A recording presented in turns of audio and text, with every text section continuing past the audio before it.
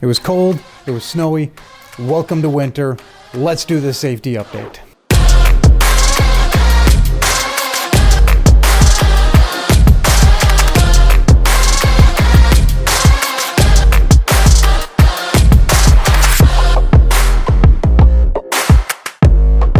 Hello and welcome to Safety Update with Sam Watts.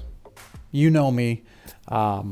And you know, if you watched the last one, that we've got a new studio. So hopefully no more electrical sockets right behind my head. We've got a cool new background here. And thank you for taking the time to check this out. I really do appreciate it. And I want to start off with, as a lot of you guys and ladies know, that it was cold, or it still is cold. You know, it is January, but like I tell my kids, this is unusually cold. I mean, when you get to like the 35 below wind chills, that's cold. I don't even care if you're from Alaska. Okay, that's pretty cold. But we had that snap there. We had a number of trucks that gave us some headaches, but we got them all fired back up.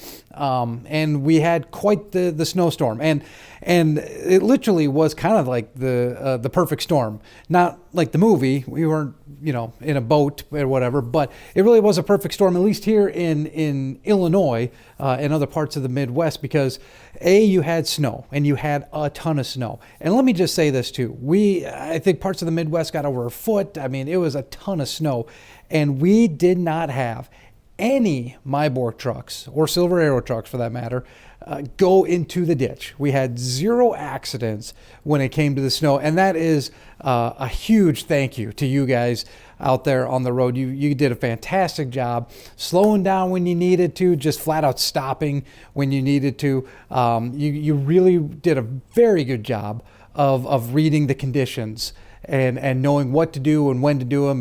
And I know even some of you down there in Texas are going through some of that ice right now, or some snow even down there.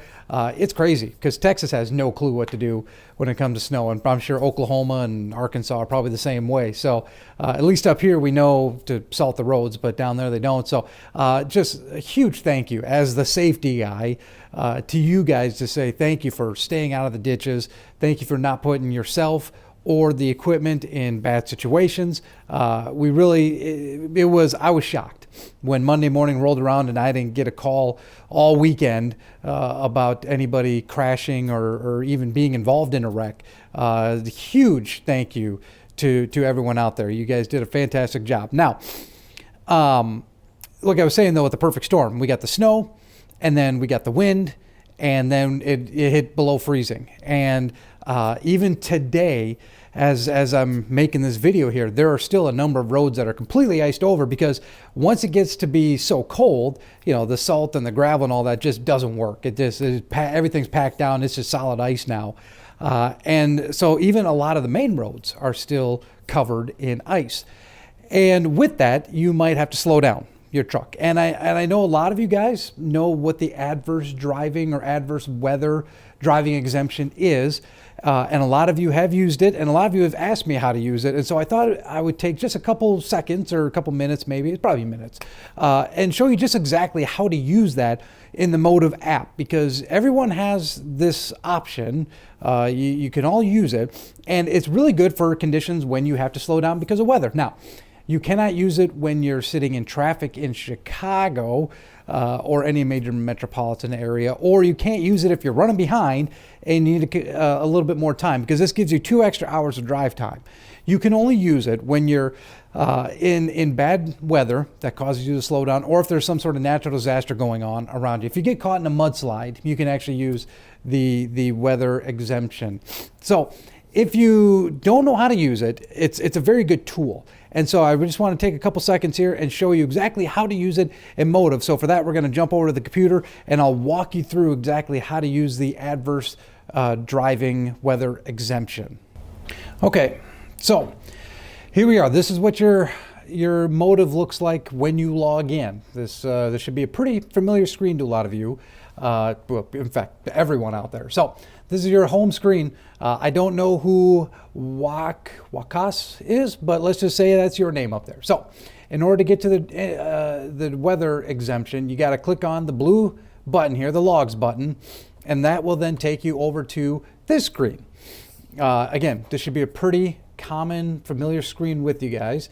And so let's say today's a day, obviously, that you want to use the adverse driving exemption. So you can either click where it says, the Wednesday, June 29th, or you can actually click on the graph below it as well. And that, if you click on, if you just take your finger and touch it, if you do that, it'll take you to this screen. Again, this is should be a pretty familiar screen, because at the top you got your 4 tabs. You got your log and your form and sign and inspection. You should be doing all that stuff. But in the log form, if you go down here, there's a plus sign right there. And what you do is you tap on that plus sign, and it brings up this little menu. So this will let you add remarks, and you can edit your logs in here. At the very bottom, though, it says take adverse conditions exemption.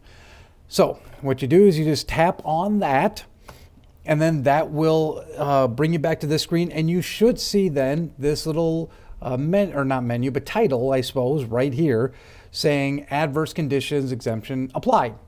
And that will give you the extra 2 hours in your log. Now, the thing with adverse driving conditions is that once you run out of them, you have to take yourself off. You have to turn it off. You can't just be like, oh, it was raining 45 minutes ago. It's good now, but I'm still going to run the extra 2 hours. No, that's not how it works. It's when you're run out of the bad weather. If you're back up to speed, so to speak, you got to take yourself out of the adverse conditions exemption. So in order to do that, what you do then is you literally tap on the exemption title there, and it'll pop over, and you'll see this reject button. And what you do is you just simply hit that reject button, and that's it. It'll turn it off, and you'll be back into your normal log. So if you use this tool right, it's very handy. If you use it wrong, it can throw you into a violation. So if you do have questions about it, feel free to reach out to me. I can help you out with it. But get to know this tool. There's a couple of those things in the ELDs. The yard moves, personal conveyance, this exemption. These are really good tools for you guys to utilize out there, and can really help you get down the road and do it safely, because that's exactly what they're there for. They want to make sure that you can continue to drive safe. So that's in there. Use it. If you have questions about it, let me know. Cool? All right. Now, let's watch the dash cam for this week. Okay, so here is this week's dash cam. I thought we would think of some warmer times, because it's been snowy and cold and dreary a little bit out there, so we're gonna kick it back to summer.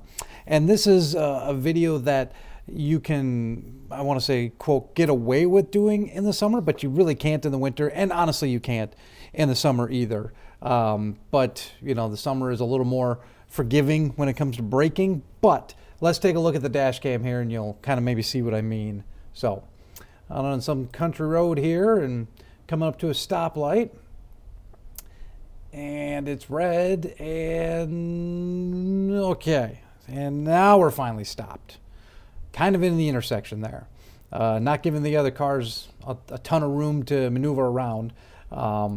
So you know what I mean. You can see what I'm talking about here now when I say this is a move that you can't get away with in the winter, because usually these roads they might be a little slippery. If you apply the brakes as hard as the brakes were applied in this scenario, you could seriously go skidding through. So a couple things to be aware of when it comes to something like this. A lot of you have reached out to me, and old drivers, new drivers, all that stuff, and we got dash cams obviously in our trucks now. And the number one follow-up question to that is always, do the dash cams point out or do they point in? And I always say they always point out. I'll fight the inward facing ones tooth and nail. I can't guarantee that they won't be mandatory someday down the line. But right now they're not, and I like it that way. And usually I always follow up with telling the drivers that I don't really necessarily need to see in for a lot of stuff, because I can always kind of tell when a driver is distracted. And in this case, I am fairly confident that this driver was distracted. I don't know what they were doing. I don't know if they're on the phone, if they were on their CB, if they were changing radio stations. I don't know what they were doing. But for the driver to brake as late as he did here, he was obviously distracted, or didn't realize how long it would take for him to brake. He just wasn't really following protocols very well. And again, if this happened in winter time, with it being a 2-lane road like this, and if they had the same snow and ice and everything that we just had, he would have gone completely sliding through this intersection, probably hit that first car that went through, and we would have a serious mess on our hands. So I just want to remind you guys that when you're driving down these 2-lane roads like this, make sure that you are aware of what you're coming up to.